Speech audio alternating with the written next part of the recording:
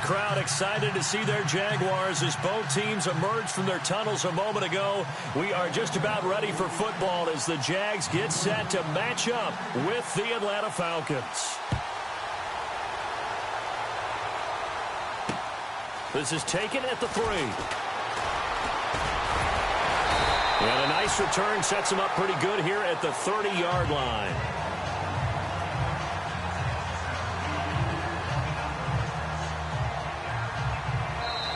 And now a timeout defensively by the Falcons.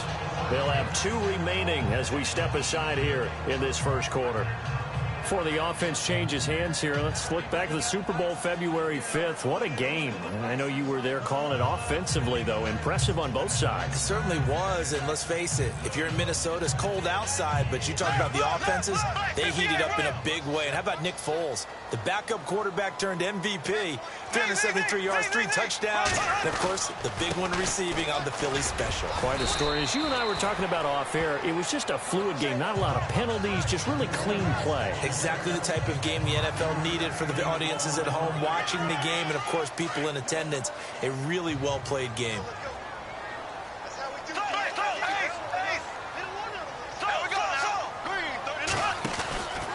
They'll run it again with Fournette. Trucks over him. And he'll take this one for about 4 up to the 40.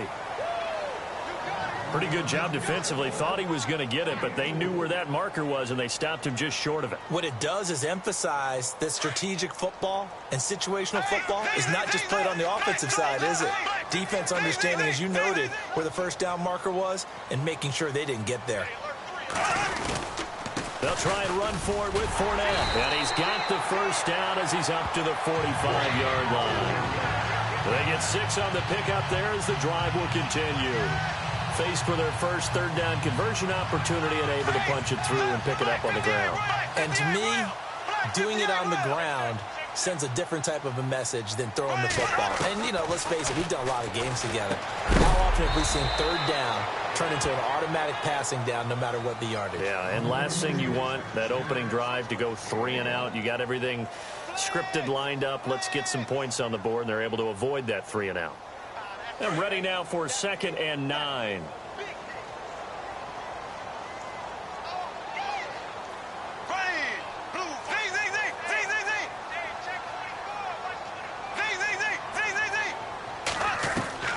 Working from the gun, it's Bortles. And the Falcons get there. The Falcons get the sack. Down he goes. Deion Jones in there to drop him, and it'll be a loss of about 8.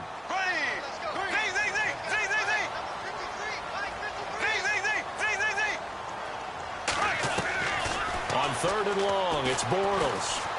Steps away to his left. And it's going to be incomplete. He was able to catch it there on the right sideline, but out of bounds, says the line judge. And it's going to bring up 4th down. It's a great job by this secondary. When I watch them, they remind me of elite defenders on a basketball court, right? They want to contest each and every pass. Great contest on 3rd down to bring up 4th. This is taken at the 18. That'll go as a 42-yard punt, and they'll be aided by a loss of yardage on the return. And the Falcons will get it 1st and 10 from deep in their own territory. Falcons taking over on offense in just a second, and, you know, this year ended in disappointing fashion now. Last year was the ultimate version of heartbreak, but if you're a Falcon fan, this one was tough to swallow as well, wasn't it? It certainly was, because let's be honest about it. Losing in the Super Bowl, I don't care how you lose, you're in the Super Bowl, you're playing for it all. This team was supposed to be as good or better. Ultimately ended up 10-6, found their way in the playoffs, but didn't get the deep run as they had the year before. So you're exactly right. For Falcons fans, that's a tough one. But this is a team that's built to be good for a long time. Here's Ryan, escaping the pressure right. And the hit jarred it loose. It's incomplete. This team is not going to make it easy for you. They're a physical group, and we just saw it there on that play. It came in, made the contact, just as he's trying to haul it in.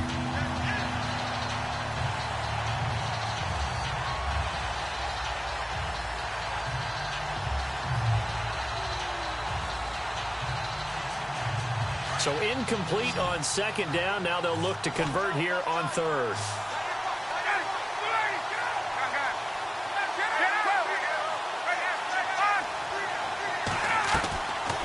Out of the gun, it's Ryan. And that is incomplete. Now that's a great opening series defensively. You force what should be a 3-and-out on your opening possession. And great coverage there on third down to force the incompletion to set up fourth. And the kick's away as he angles this one for the sideline. And where will this be spotted? The side judge says it went out just across midfield. I want to give a hat tip real quick, Charles, to J.J. Watt before the possession switches here. Walter Payton, NFL Man of the Year, and they totaled up how much he helped raise for hurricane relief, $37 million. Incredible. Hurricane Harvey, which really hit the Houston area in a big way, and his original goal was $200,000. So congratulations to J.J. Watt and all the people who participated. And Greg Olsen of the Panthers, Benjamin Watson of the Ravens, both tight ends, also nominated and finalists for the most prestigious award as determined by the NFL, the Walter Payton Man of the Year Award. And his throw's going to be incomplete. He was looking to get it to Allen Hurns that time. And now it's third down. Oh, man, that was close. The opportunity to change momentum, big play, right in his hands, unable to come down with it. A sigh of relief, no doubt, on offense if that fell harmlessly to the ground. But he's got it to Hurns. A nice gain of 21 yards. So after that big play, let's see if they can catch their defense maybe on their heels.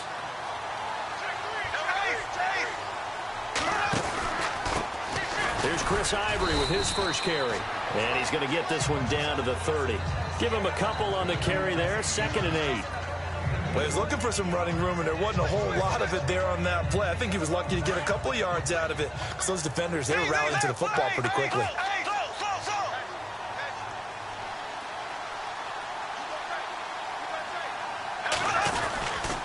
They keep it on the ground. This time it's Fournette. And he's got about 5 yards as he's taken down right at the 25. And Leonard Fournette impressing there with that run. Alongside the former defensive back Charles Davis, I'm Brandon Gaudin. It's Jaguar football as we begin quarter number 2. They'll face a third down conversion attempt here, 3rd and 3. Again, it's Fournette. And not much of a hole there as he gets it down to about the 24-yard line. Just a 1-yard pickup there, and it'll be 4th down. Bortles to throw for it on 4th down. Flush to his right. He may try and run for this. And he will have the first before he's brought down right on the chalk of the 20. When in doubt, do it yourself as he keeps it for 3 and a first down. Fournette, a first down carry. And they've got it inside the 10 at the 8. It's a nice pickup of 12 yards, and it gives them a 1st and goal. How many times do we say in this game that speed kills, and it does it in so many different ways? In this case, you got a back who's quick and shifty, can make moves, make people miss, but also gets to and through a hole before it can close down. That's some of the benefits of that speed, not just outrunning people in the secondary. That led to a really nice game. So that run gets him about halfway home. Yeah, it's now 2nd and goal. The end zone beckons. It looms. They can do whatever they want. Full playbook. Run it again, or they can go play action and try and put it in that way. They give him 2 yards officially, and now it'll be 3rd and goal. 2 straight shots on the ground. Now on 3rd, do you go to the air? I think the possibility exists, and if you're doing it, you're probably going play action since you ran it twice. But I often think that 2nd down is the time you go play action and throw the ball. I say commit to the run and think about it being 4-down territory. Only a yard that time, so now a decision to be made here on 4th and goal. Now this feels like old school football because this has turned into a good old-fashioned goal line stand. So on offense, what do you do now? Do you decide to run it or throw it if you go for it on 4th down?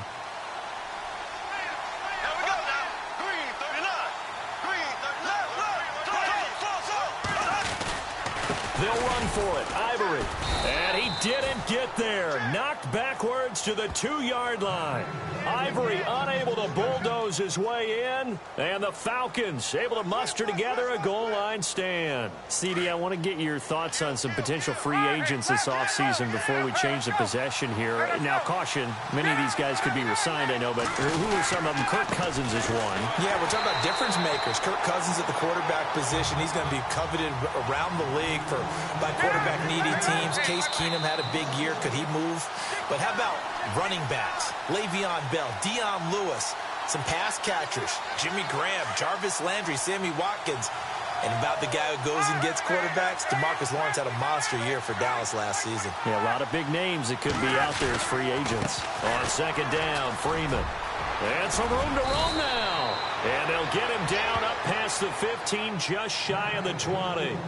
They give him 17 yards that time as that'll move the chains. Well, he does it at a high level, doesn't he? Because when I watch him, I think of his vision. Straight ahead, peripheral. Also has that sense of where holes are going to be before they actually open. I think that helps set him apart from many of the other backs in the league. It's a pickup of 16 there, and it'll lead to a new set of downs. That's another nice run, and I have to tell you, some of the coaches that I played for, their philosophies were always different when they see a guy running the ball well. Some of them wanted to immediately go to play action and throw it now because it's wide open. While other coaches said, you know something? Until they stop him, that big boy's going to keep getting the football. And that might be the direction that they're going to go right now. Ryan on the handoff. It's Freeman. And he will lose yardage back to the 34-yard line. Now the defense going to use the first of their timeouts. So as they take it over, we step aside.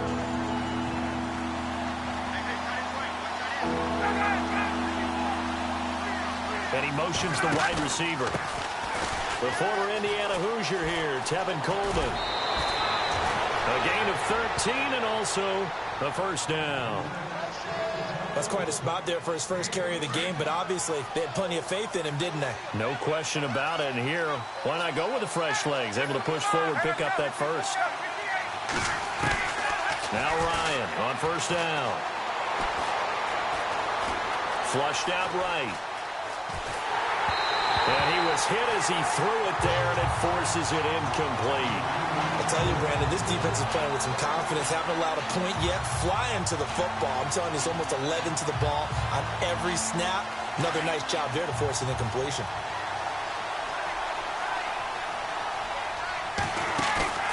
Off the play fake to Freeman. It's Ryan.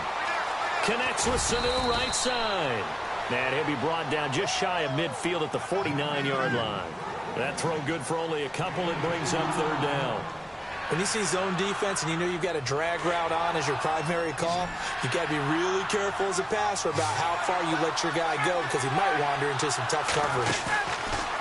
On third down, Ryan. And he couldn't hang on to it through the contact. Incomplete. That's very well timed there defensively because it's not a bad throw, but the collision came at the exact time he was reaching to bring in the football. Really, really well done. Decent offense, just better defense. I think you're right. Here's Matt Bosher now as he'll kick it away for the second time. And this is away. It's a high kick, and he got all of it. This one angles out of bounds in a good spot in the coffin corner. And they're going to mark this out of the 5-yard line. Jags taking over on offense here in a second. And what a season, Charles, it was for Jacksonville. Some people did like them as a dark horse coming into the year, and they really responded. Heard recently at one of the, all-star games, college all-star games, a scout saying, well, heck, haven't they been the dark horse for the last 5 years coming into the season? And he seemed a little bit bitter, so I'm going to let him go on that one. But the point is well taken. They have been building towards this. Really good drafts, really supplemented in free agency. And, yeah, they were a dark horse, but they played awfully well. 11 wins, 2 more in the playoffs. I think right now they'd love to get Allen Robinson back at wide receiver and add another playmaking tight end. So plenty of action on the field, but no act. Why does Larry always do that? He just stops talking. Well, let's go play the third quarter. I'm psyched.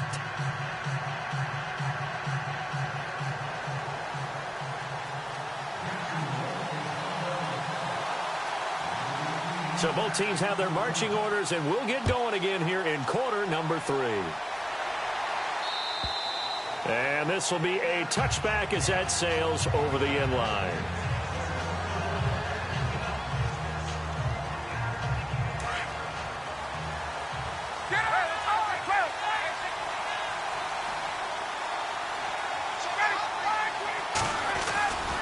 Third quarter starts with a run by Freeman. And he'll get this one up to the 26. Just a yard on the first down carry, so it's 2nd and 9. You know that old expression, it's not my night? It hasn't been his so far. I don't know if the legs are a little bit heavy. Sometimes having to hang out all day and play doesn't exactly play to your advantage, but it's been a tough go for him. And every time he looks up, somebody's there defensively. That was the same case on that play. Again, they'll run with Freeman. And he will lose yardage here back at the 23-yard line. So he loses 3 yards there. Now 3rd down. Sometimes with the running game, you've just got to stick with it. Look, it's the 3rd quarter, no time to panic. But that also doesn't mean you just do it the same way you've been doing it the entire ball game. Maybe change up some blocking assignments or run a few different plays, but stay with the overall essence of the running game. And incomplete. The contact made the ball roam free and brings up 4th down.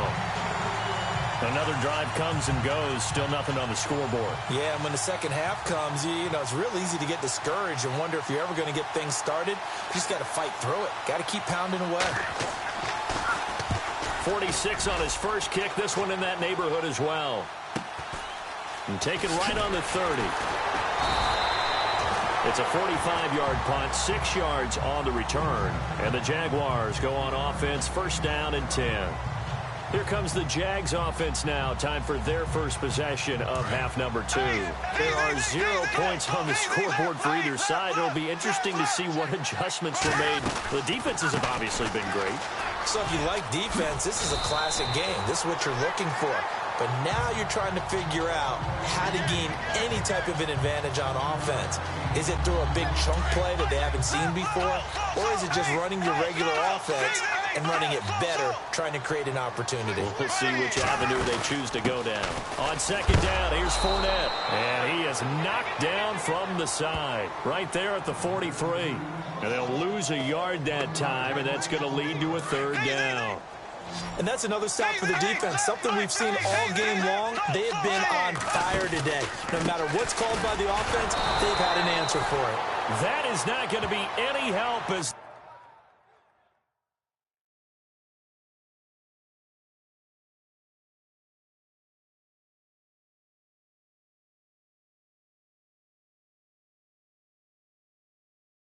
they dump him behind the line of scrimmage.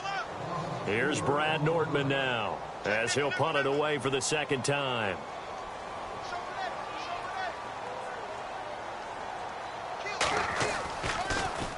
And he gets this away, and look at this. This is a good one.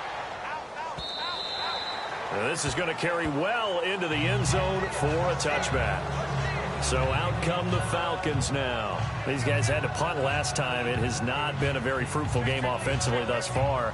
They haven't even made a trip to the red zone. And I know that everyone's going crazy on that sideline because that drives you berserk to come off the field, not really move the ball well. As you said, not even get to the red zone, let alone, you know, not even put points on the board. They've got to just take a deep breath, relax, try and figure out what is working, and call more of that. Looking downfield for... He's got a man. Complete. A very nice pickup of 33 yards. Looked like the defense put pretty good pressure on him, but he's able to flush out to his right to try and evade people. On the run, had to get on his horse. Still accurately throws a nice pass for a 1st down. Freeman with a fast feet. A solid run on 1st down. Gain of 7 leaves him with a 2nd and 3. Getting out a ton of success here so far, but you get the feeling that he might be on the verge of popping one. Yeah, even on that one, there was a little bit of a hole, but it closed there quickly at the end. Freeman again. And a short gain there down to the 37-yard line. Give him 3 on the play, and that'll bring up what looks to be a 3rd and inches. Can't be more than a half a foot. Now Ryan going to give it to Freeman. And he's not even going to get back to the line of scrimmage. A loss of a yard, and it brings up 4th.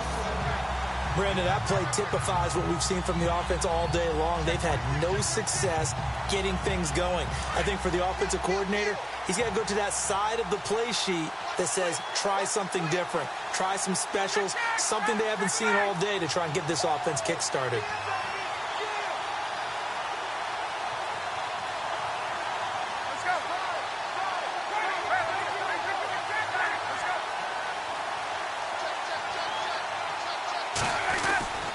They'll run it. Freeman. And he's able to get the first before he's taken down at the 36. They'll get a couple yards on that one, and they're able to pick up the conversion here on 4th down. Oh, he's not going to get it by much, but on 4th and 1, all you're worried about is moving the sticks. And here he's able to fight his way forward for a couple of yards, and that's all he needed. And this play will be blown up. He'll lose yardage back at the 38. It'll wind up being a loss of 2, and it'll be 2nd and 12. It's real easy to say this running game needs to be better, but the reality is they've been given little time to actually find a place to run the football. It's almost like the defense is there on the handoff. Ryan going to give to Freeman on the draw. Back now in Jacksonville.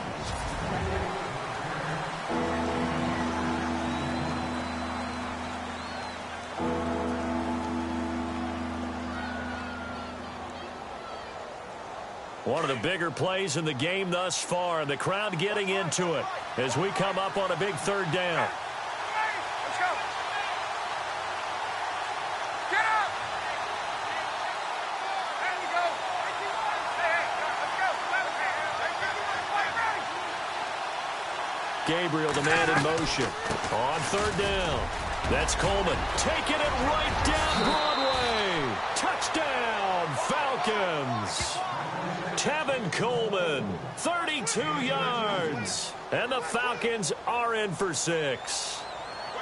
So we have a score to report after all. Whoa. Stop the press. Yeah, I know. I just broke broadcasting 101. I cut in on my play-by-play guy. But think about it this way. Marvin, our crack researcher, just handed us a note. We haven't had a scoreless tie in the NFL since 1943.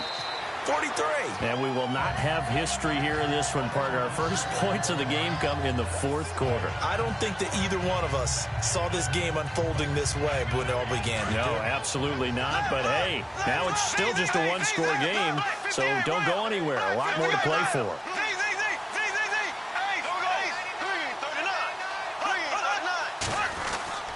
Bortles now on 1st down.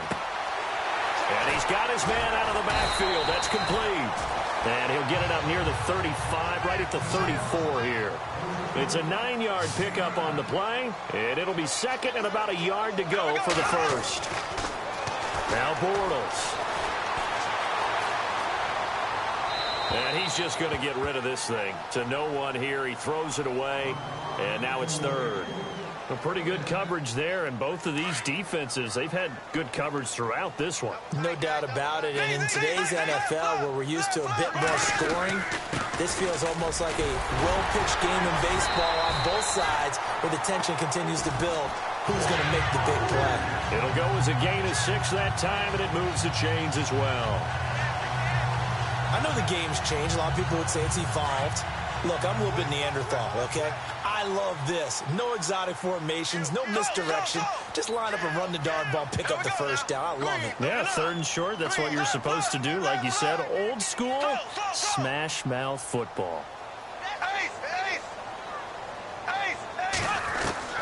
On 1st down, Bortles. Pressure brought in, and the Falcons get there for the sack. Grady Jarrett with a great push up front. He picks up the sack and a loss of 8. Well, you don't usually get a sack from a nose tackle spot, but we got one there. No, we don't, and a lot of the times in passing situations, they end up off the field anyway. So how happy was he to work his way back to the quarterback and put him on the ground? He's going to have a bit of nickname after something like that, some big jelly or something like that. And, a crusher there as it's intercepted. Picked up by Deion Jones, the linebacker. And he's able to get it back to the 33-yard line. I think that interception happened for 2 reasons. Quarterback gets outside the pocket and panics a little bit. And receiver doesn't make sure he's absolutely in an open spot.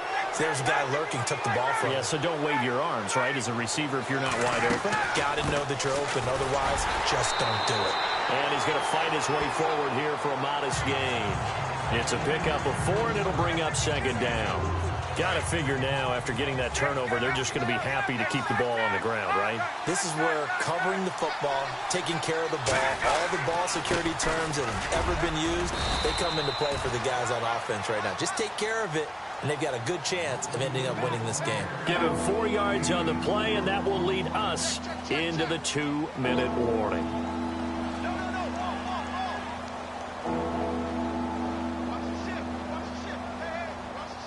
This is 3rd and 2. Maybe the biggest play in this football game.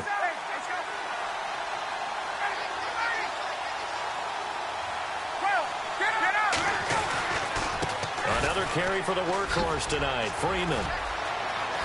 Freeman with and he'll take it into the end zone. Touchdown, Atlanta.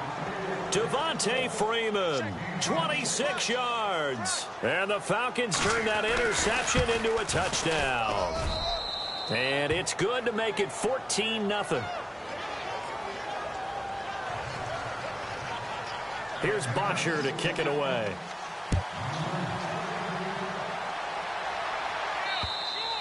And this will not be returnable. It's out of the back of the end zone for a touchback.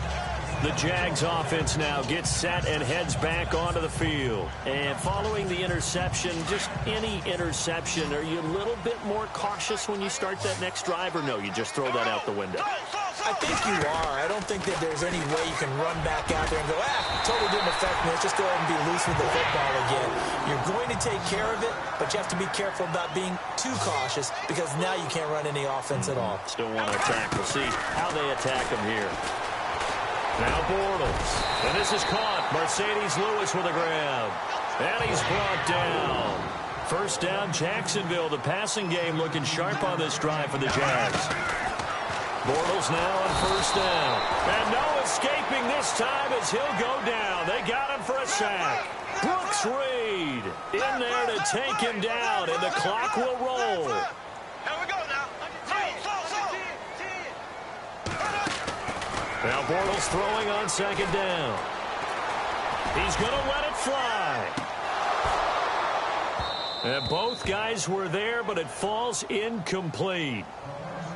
Well, this secondary has done such a good job of frustrating these receivers tonight. Another example right there on the deep ball. Sometimes when the sun goes down and it's just the bright lights in the stadium, there's a little extra spring in their step, doesn't it? And that's what we're seeing from the defenders. Doesn't matter whether it's man or zone, deep ball, short ball. And that was a deep one there.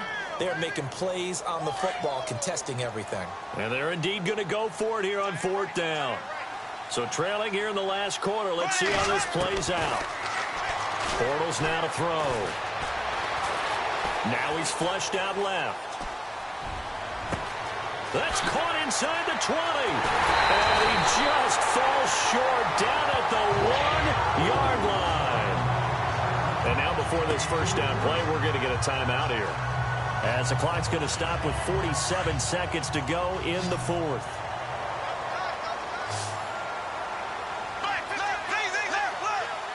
They come out here in the I.